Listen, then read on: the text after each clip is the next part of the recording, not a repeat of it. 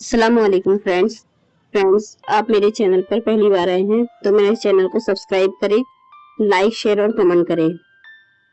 राजा अपने दरबार में बैठा है। चेहरे पर हवाइयां उड़ी हुई है। उसके सामने रानी है, एक नहीं बल्कि दो, हूबहू एक जैसी।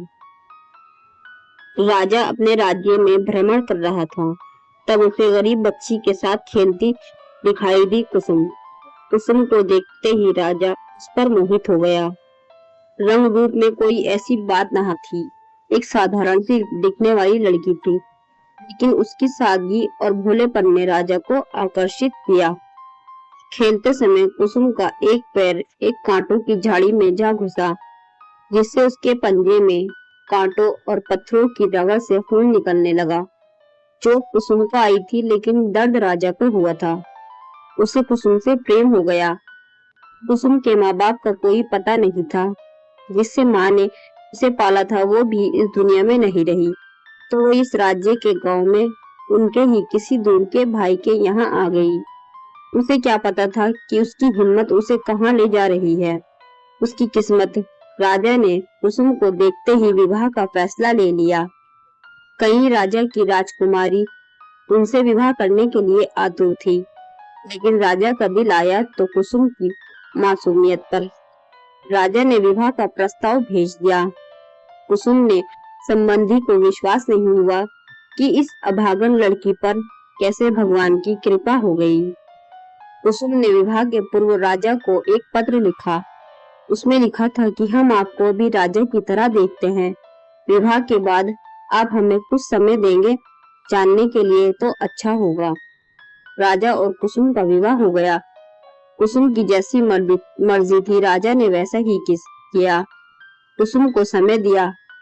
राजा के विवाह की चर्चा अब हर राज्य में होने लगी। एक साधारण सी लड़की से राजा ने क्यों विवाह किया, ये सवाल सबके मन में था, जबकि राजा के लिए कई सुंदर रानी विवाह प्रस्ताव भेज चुकी थी। विवाह उत्सव हर समय मनाया जा रहा था। गांव और पास के गांव के लोग रानी को देखने और तरह तरह के खेल तमाशे देखने आने लगे। करीब 25 दिन बाद रानी को थोड़ा चिंतित देखकर राजा ने कहा कि क्या हुआ, आप हमसे विवाह करके खुश नहीं हैं क्या? रानी ने कहा, ऐसा नहीं है, आपने तो मेरे बाग खोल दिए। क्या आप हम विश्वास करते हैं? रानी ने पूछा। राजा ने कहा, हाँ। फिर रानी ने अपने मन की बात बताई, जो हैरान करने वाली थी। रानी ने कहा कि उसे 10 दिन अज्ञात होना है। 10 दिन बाद आकर मैं आपको इसकी वजह बताऊंगी। राजा ने बिना सोचे कुसुम को जाने को कहा। 10 दिन कहाँ जा रही है, यह किसी को नहीं पता था। वो रानी बनकर भी एक साधारण स्त्री बनकर गई थी। 10 दिन बीत गए। राजा अपने दरबार में बैठा था और चेहरे पर हवाइयां उड़ी हुई थी। उसके सामने रानी है, लेकिन एक नहीं बल्कि दो, हूबहू एक जैसी। दोनों में तिल बराबर फर्क नहीं था। राजा ने देखकर कहा कि अभी भी समय है, आप दोनों को मैं एक अवसर देना चाहता हूँ। आप में से एक ही हमारी असली रानी है, दूसरी या तो कोई बहरूपी है या कोई और शक्ति। अभी भी सच्चाई है, बता दीजिए, हम क्षमा कर दूंगा। अगर अगर हमें पता चला तो दंड मृत्यु होगी। दोनों यही कह रही थी कि वो असली रानी है। पूछे गए सवालों का जवाब भी दोनों एक सा बता रही थी। फिर राजा ने एक अंतिम प्रश्न पूछा कि बताओ, 10 दिन के लिए कहाँ गई थी? उनमें से एक रानी तो चुप रही। दूसरी ने कहा कि जैसा कि मैंने आपको बताया था कि इसकी वजह मैं आपको अगर बताऊंगी तो मैं अपना वादा पूरा कर सकती हूँ। मैं अनाथ थी, लेकिन जब मुझे समझ आई कि तब मैंने यह सोचा जरूर कि काश मैं अपने माता पिता से मिल पाती। मुझे कुछ गुप्त पत्र मिल रहे थे, जिससे मेरी माँ का पता था। अब जबकि मैं रानी बन गई, तब हर कोई मुझे अपनी पुत्री बनाना चाहेगा। इसलिए मैंने वहां जाकर उनसे भेंट की और सारी पूछ परख करने के बाद ही मैंने माना कि वो मेरे असली माँ है और मैं उन्हें अपने साथ यहाँ लाई हूँ। बस आपकी आज्ञा की प्रतीक्षा कर रही थी। रानी ने अपनी माँ को सबके सामने भरे दरबार में बुलाया। सब देखने के बाद राजा ने दूसरी रानी से पूछा कि तुम कुछ कहना चाहती हो? दूसरी रानी सर नीचे करके चुप रही। राजा ने कहा कि इस बहरूपी रानी को कारागृह में डाल जाए। तभी वहां खड़ी पहली रानी ने कहा कि महाराज, कारागृह नहीं, इसे मृत्यु दंड दे, इसने कोई छोटी गलती नहीं की। राजा ने कहा कि आप कहती हैं तो अवश्य इसे मृत्यु दंड मिलेगा, बस उसके समय ही घोषणा हम कल भरे दरबार में करेंगे। इतना कहकर राजा ने आदेश दिया कि उसे कारागृह में डाल दिया जाए। रात्रि के वक्त राजा अकेले कारागृह गया और बंदी रानी से कहा कि मुझे असलियत पता है। कुसुम यह सुनकर हैरान रह गई और राजा की ओर देखने लगी। राजा ने अपनी बात फिर दोहराई कि मुझे पता है, आप ही हमारी असली कुसुम है।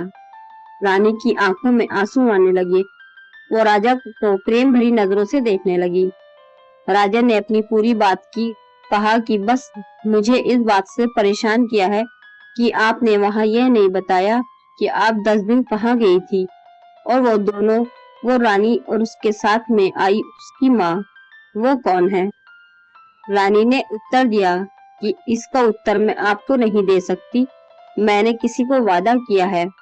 राजा के बार बार पूछने पर भी जब रानी नहीं मानी तो राजा ने कहा ठीक है, कल भरे दरबार में उन दोनों को मृत्यु दंड दे दूंगा। तब रानी बोली नहीं महाराज, ऐसा मत कीजिए। तब फिर रानी ने सच्चाई बताई, कहा कि वो मेरी माँ है। गुप्त पत्र मुझे आए थे तो मैं बताई गई जगह पर गई, वहां मैंने उनसे भेंट की। करीब 9 दिन मैंने उनसे बहुत बात की। उन्होंने आपके लिए पूछा, मैंने सब बता दिया। मैं अपनी माँ से पहली बार मिली थी, इसलिए मैंने उनसे सब कुछ कहा जो मैं कहना चाहती थी। राजा ने कहा कि आपने ऐसे कैसे मान लिया कि वो आपकी माँ है? उन पत्रों में उन्होंने सब लिखा था जो मेरे पालने वाली माँ ने मुझे बताया था।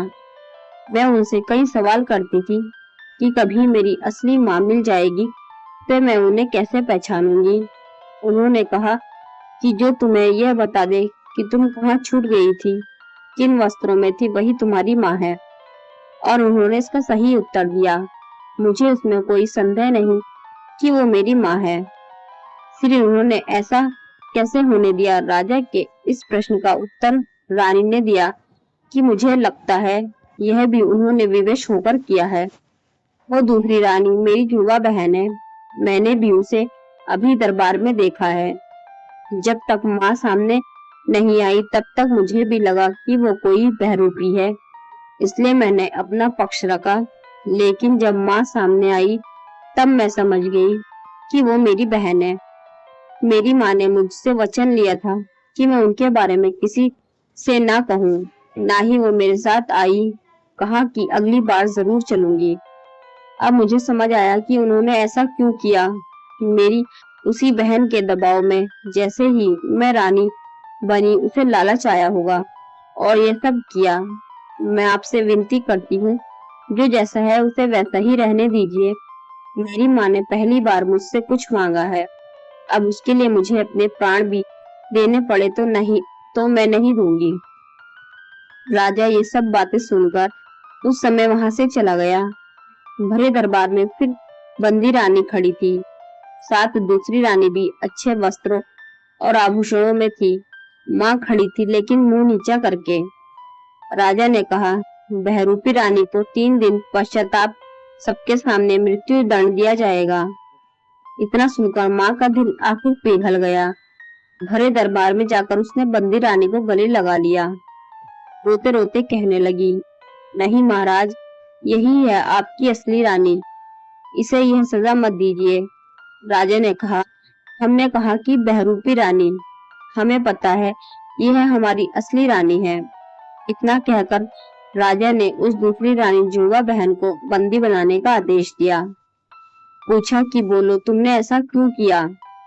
उस जुड़वा बहन का नाम सरिता था। उसने कहा कि जब से मैंने होश संभाला है, मिला ही क्या है, न रूप है न धन है। माँ भी हमेशा इसे याद करती थी, ना होकर भी हमारे बीच में थी। उस दिन अगर इसकी जगह मैं छूट जाती तो ये सब मेरा होने वाला था, लेकिन जब इसे देखा तो मुझे रहा नहीं गया। ये यहाँ राज करे और मैं एक गुमनाम जगह रहूं, ये महलों में, मैं झोपड़ी में। आके ऐसा भी क्या विशेष दिखा उसमें जो मुझ में नहीं। मुझसे भी विवाह कर लीजिए। राजा ने कहा, इतने सालों बाद तुम्हें अपनी बहन दिखी और तुमने ये सोचा, बड़े दुर्भाग्य की बात है। सिपाहियों, राजा के बोलने से पहले ही रानी ने बीच में कहा, महाराज, आप इन्हें कृपया कर क्षमा करें, मेरी खातिर। महाराज बोले, देखो, जिसे तुम मृत्यु दंड देने वाली थी वो तुम्हारी जान की भीख मांग रही है। यही फर्क है तुम दोनों में।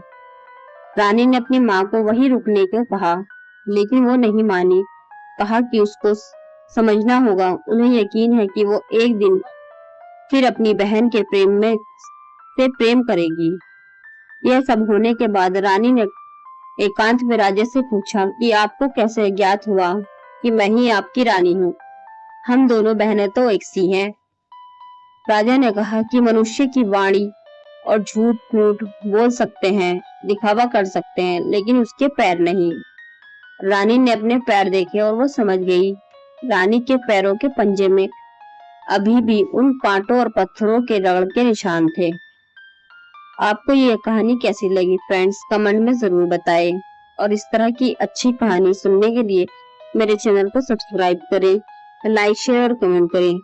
शुक्रिया।